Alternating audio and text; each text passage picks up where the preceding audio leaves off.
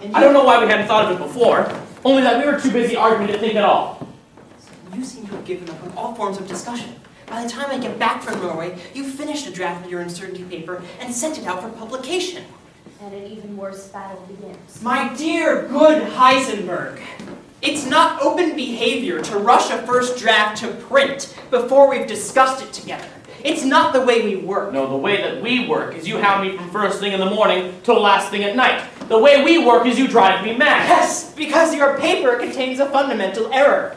Here we go again. I showed him the strangest truth about the universe that any of us have stumbled on since relativity. That we can never know the exact whereabouts of a particle or anything else. Even as he prowls up and down the room in that maddening way of his, because we can't observe it unless we introduce some new element in the situation. A molecule of water for it to hit, or a piece of light, things which have an energy of their own, which therefore have an effect on what they hit. A small one, admittedly, in the case of Bohr. Yes, but if you know where I am, with the type of accuracy we're talking about when we're dealing with particles, you can still measure my velocity to within... something like a billionth of a kilometer per second. But the theoretical point remains, though, that you have no absolutely determinate situation in the world, which lays waste to the whole idea of causality, the whole foundation of science. That if you don't know how things are today, you certainly can't know how they're going to be tomorrow. I shadow the whole objective universe around you, and all you can say is, there's an error in the formulation. There is! Tea, anyone? Cake? Listen, what we're trying to locate in my paper is not a free electron on its path through a cloud chamber, but an electron where it's at home, moving about an atom. Yes, and the uncertainty arises not, as you claim, through its indeterminate recoil when it's hit by an incoming photon. Listen. Copenhagen is an atom. Margaret is its nucleus. About right to scale 10,000 to 1. Yes. Now Bohr's an electron. He's traveling through the darkness. He's here, he's there, he's everywhere and nowhere. Up by Falk Park, down at Carlsberg, at the Institute, out by the harbor. I'm a quantum of light. I've been dispatched into the darkness to find Bohr. And I succeed, because I managed to collide with him. What happened? Look, he's been deflected. He's been slowed down. He's no longer doing what he was so maddeningly doing when I walked into him. But Heisenberg, you have also been deflected. If people can see what's happened to you, to their piece of light, then they can work out what's happened to me. The problem is figuring out what's happened to you. I know. Because to understand how people see you, we have to treat you not just as a particle, but also as a wave. I have to use not only your particle mechanics, but also Schrodinger's wave formulation. I know. It's in the postscript. Everyone remembers the paper. No one remembers the postscript. But the question is fundamental. Particles are things, complete in themselves. Waves are disturbances in something else. Yes, I know. Complementarity. It's in the postscript. They're either one thing or the other. They can't be both. And we have to choose one way of seeing them or the other. And once we do, we can't know everything about them. Health he goes into orbit, incidentally exemplifying another aspect of complementarity. And exactly where he goes as he rambles on is completely determined by his genes and the various physical forces acting upon him. But it's also entirely determined by his inscrutable whims from one moment to the next. So we can't understand his behavior unless we see it from both ways at once, and that's impossible. So your extraordinary peregrinations are not fully objective aspects of the universe. They exist only partially, through the efforts of me or Margaret, as our minds shift endlessly back and forth between the two approaches. You've never totally and absolutely accepted complementarity, have you? Absolutely and totally. I defended it at the Como Conference in 1927. You convinced me. I humbly accepted your criticisms. Yes, not before you said some deeply wounding thing. Good God, at one point you literally reduced me to tears. Oh, forgive me, but I diagnosed them as tears of frustration and rage. I was having a tantrum. I've brought up children of my own. Was Margaret having a tantrum? Klein told me you reduced her to tears, making her retype endless redraftings of your complementarity paper. I don't recall that. I do. We had to drag Polly out of bed to come and negotiate peace. He succeeded. We ended up with a treaty. Complementarity and Uncertainty became the two central tenets of the Copenhagen interpretation on quantum mechanics. A political compromise, like most treaties. You see, there are still secret reservations inside you. No. It works. It works. It works. It works. Yes. Yes. But it's more important than that, you see? Because you understand what we did in those 3 years, Heisenberg? Not to exaggerate, but we turned the world inside out. We put man back at the center of the universe. For years, we keep finding ourselves displaced. We keep exiling ourselves to the periphery of things. First, we turn ourselves into a mere adjunct of God's unknowable purposes, tiny figures kneeling at the great cathedrals of creation, and no sooner have we recovered ourselves in the Renaissance. No sooner has man become, as Protagoras proclaimed him, the measure of all things, than we're pushed aside again by products of our own reasoning. We're dwarfed again as physicists build great new cathedrals for us to wonder at, the laws of classical mechanics, which predate us from the beginning of time, that will survive us to eternity's end, that exist whether we exist or not, until the beginning of the 20th century, when suddenly we're forced to rise from our knees again. It starts with Einstein. It starts with Einstein. He says that measurement on which the whole possibility of science depends.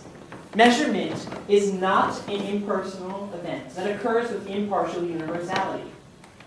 It's a human act that occurs from a specific point of view in time and space, from the particular viewpoint of a possible observer. Then here in Copenhagen, in those 3 years in the 20s, we discover that there is no precisely determinable objective universe, that the universe exists only as a series of approximations, only through the limits determined by our relationship with it, only through the understanding lodged inside the human head. So, this man you put at the center of the universe, is it you or is it Heisenberg? Now, my love. Yes, but it makes a difference. Either of us, both of us, yourself, all of us. If it's Heisenberg at the center of the universe, then the only part of the universe he can't see is Heisenberg. So So it's no good asking him why he came in 1941. He doesn't know. I thought for a moment I just caught a glimpse of it. Then you turn to look. Wait. Complementarity again, yes? Yes. I've typed it out often enough. If you're doing something you have to be concentrating on, you can't also be thinking about doing it. And if you're thinking about doing it, you can't actually be doing it, yes? Yes, but after you've done it. You look back and make a guess just like the rest of us. Only a worse guess because you didn't see yourself doing it in the first place, and we did. Forgive me, but you don't even know why you did uncertainty in the first place. Whereas, if you're the one at the center of the universe, Then I can say, it's because you wanted to drop a bomb on Schrödinger. I wanted to show he was wrong, certainly. Yes, and Schrödinger was winning the war. When the chair first opened in Leipzig in that autumn, he was shortlisted for it and you weren't. You needed a wonderful new weapon. oh, my love, perhaps we should... You have a tendency to make everything so personal. Everything is personal. You just read us all a lecture about it. Heisenberg wanted the chair. You know how much pressure he was under from his family. I'm sorry, but you have a tendency to make everything seem heroically abstract and logical. And yes, when you tell the story, it all falls into place. It all has a beginning and a middle and an end. But I was there. And when I look back on it like I'm there still, what I see is not a story. It's confusion and rage and jealousy and tears and not knowing what things mean or what's going to happen next. All the same, it works. It Yes, works. It works wonderfully. When within 3 months of publishing your uncertainty paper, you're off in Leipzig. I didn't mean that. Not to mention somewhere else and somewhere else. Halle, Munich, and Zurich. Various American universities. But I didn't mean that. And when you take up your chair at Leipzig, you're how old? 26. The youngest full professor in Germany. I mean the Copenhagen interpretation. The Copenhagen interpretation works. However we got there. By whatever combination of high principles and low calculations. Of those painfully hard thought out, those painfully childish tears. We got there. It works. It goes on working. Yes. And why is it you would choose to accept the interpretation in the end? Is it really because you wanted to reestablish humanism? Of course not. It's because it was the only way to observe what the experimenters had observed. Or was it because that now you were becoming a fully established professor, you wanted to solidly established doctrine to teach? Because you wanted your ideas publicly endorsed by the head of the church at Copenhagen. And perhaps Niels chose to accept your ideas in turn for your accepting his doctrines, for acknowledging him as the head of the church. And if you want to know why you came to Copenhagen in 1941, I'll tell you that too. You're right, there's no great mystery about it. You came to show yourself off to us. Margaret! No! When he was first here in 1924, he was a humble assistant lecturer from a humiliated nation, grateful to have a job. Now here he is, back in triumph, the leading scientist in a nation that's conquered most of Europe. You've come to show us how well you've done in life. This is so unlike you. I'm sorry, but isn't that really why he's here? To show us that he's in charge of some vital piece of secret research, and that even so he's managed to preserve a lofty moral independence, preserved it so famously he's now being watched by the Gestapo, preserved it so successfully he's also now got a wonderfully important moral dilemma to face. Well, now you're simply working yourself up. A chain reaction. You tell one painful truth and it leads to two more. And as you frankly admit, you're going to go back to Copenhagen, to Berlin, and do precisely what you were doing before, no matter what Niels says. Yes. Because you wouldn't dream of giving up such a wonderful opportunity for research. Not if I can possibly help it. And because you want to prove to the Nazis how useful theoretical physics can be. You want to save the honor of German science. You want to be there to rebuild it in all its glory when the war's over. All the same, I don't tell That Speer. the reactor will produce plutonium, no. Because you're afraid of what will happen if the Nazis commit huge resources and you fail to deliver the bombs. Please, don't try to tell us you're some hero of the resistance. I've never claimed to be a hero. Your talent is for skiing too fast for anyone to see where you are. For being in two places at once like one of your particles. All I can say is it worked. Unlike most gestures of heroes of the resistance, it worked.